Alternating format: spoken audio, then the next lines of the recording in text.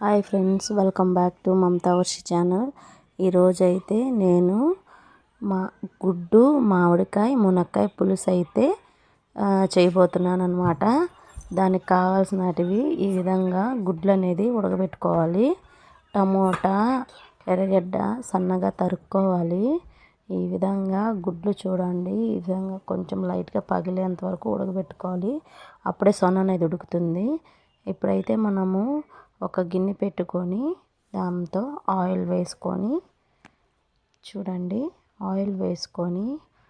Oil అనేది heat ఎక్కిన తర్వాత కొద్దిసేపు ఆయిల్ హీట్ ఎక్కాలి. తర్వాత దాంతో కొంచెం ఆవాలు, మనము పులుసు కాబట్టి మెంతులు జీలకర్ర వేసుకుంటే కూడా మంచి టేస్ట్ వస్తుందండి.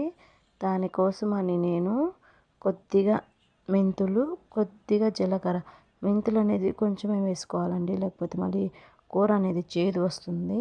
దానికోసం అండి నేను కొంచెంగా వేసుకున్నాను. చూసారు కదండి, కొద్దిగానే చూపించాను.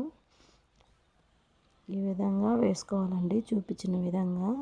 ఇప్పుడు అవన్నీ బాగా చిటపటలాడిన తర్వాత కట్ చేసుకున్న ఎర్రగడ్డలు వేసుకుందాము. చూడండి, ఇలా ఆనియన్స్ వేసుకుందాము. ఆనియన్స్ అనేది ఆయిల్లో బాగా కొద్దిగా అంటే ఒక 50% అనేది ఫ్రై అవ్వాలి. ఫ్రై అయిన తర్వాత నేను ముందుగా తెల్లగడ్డ అనేది దంచి పెట్టుకున్నానండి. ఆ తెల్లగడ్డ కూడా వేసుకొని ఫ్రై చేసుకుందాము. చూడండి ఇలా. ఇప్పుడైతే కొంచెం కరివేపాకు వేసుకొని ఫ్రై చేసుకుందామండి. తర్వాత కట్ చేసుకున్న టమోటా ముక్కలు అనేటివి కూడా వేసేసుకొని బాగా ఫ్రై చేసుకుందామండి.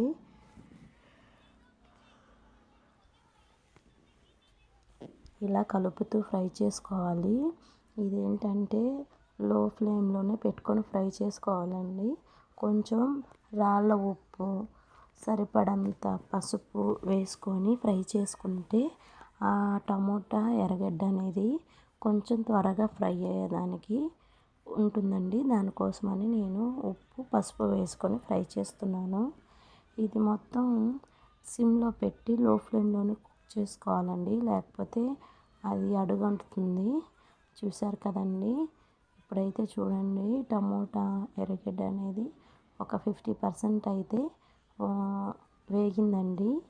చూడండి, ఇప్పుడైతే మనం కలుపుతూ ఉండాలండి, లేకపోతే ఆ టమోటా ఎర్రగడ్డ అనేది అడుగంటి మాడేదానికి అవకాశం ఉంటుంది.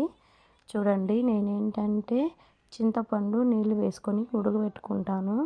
ఎందుకంటే చింతపండులో ఉన్న పులుపుదనం మొత్తం కొంచెం లైట్గా ఉడకబెట్టుకుంటే ఆ పులుసు అనేది మనం కలుపుకునేటప్పుడు నీట్గా వస్తుందండి. దానికోసం ఇప్పుడైతే మనము మునక్కాయలు, మామిడికాయ నీట్గా కట్ చేసి కడిగి అయితే ఒక ప్లేట్లోకి తీసుకున్నానండి. చూసారు కదా, ఈ విధంగా మునక్కాయ, మామిడికాయ కడిగి పెట్టుకున్నాను. చూడండి, ఇప్పుడైతే వేగిపోయిందండి టమోటా ఎర్రగడ్డ అనేది. ఇప్పుడు సరిపడంత కారం,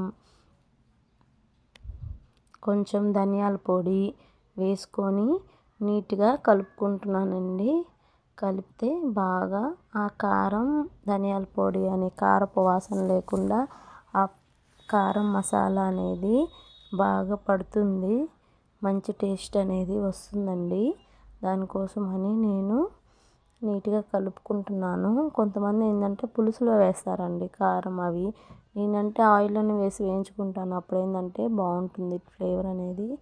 వేగిపోయింది కదండి. ఇప్పుడైతే మనం కట్ చేసుకున్న ములక్కాడలు వేసుకొని బాగా కలుపుకుంటున్నాను. ఇప్పుడు మనము చెప్పాను కదండి, చింతపండు పులుసు అని బాగా కలుపుకొని రెడీగా పెట్టాను. చింతపండు పులుసు అయితే వేసుకున్నాను. చూడండి, ఈ విధంగా మునక్కాయ, మామిడికాయ, కోడిగుడ్డు అన్నీ వేసుకొని కొద్దిసేపు బాగా ఉడకనివ్వాలండి. కోడిగుడ్లు కూడా ఎందుకంటే త్వరగా వేసానంటే ఆ కోడిగుడ్లో ఉండే రసం మొత్తం ఆ పులుసుకి పట్టి ఉప్పు కారం అనేది కోడిగుడ్డుకి పడుతుందండి. ఉప్పు కారం పులుపు.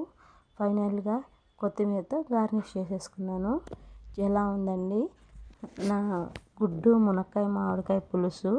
ఈ వీడియో కానీ మీకు నచ్చినట్లయితే లైక్ చేయండి, షేర్ చేయండి.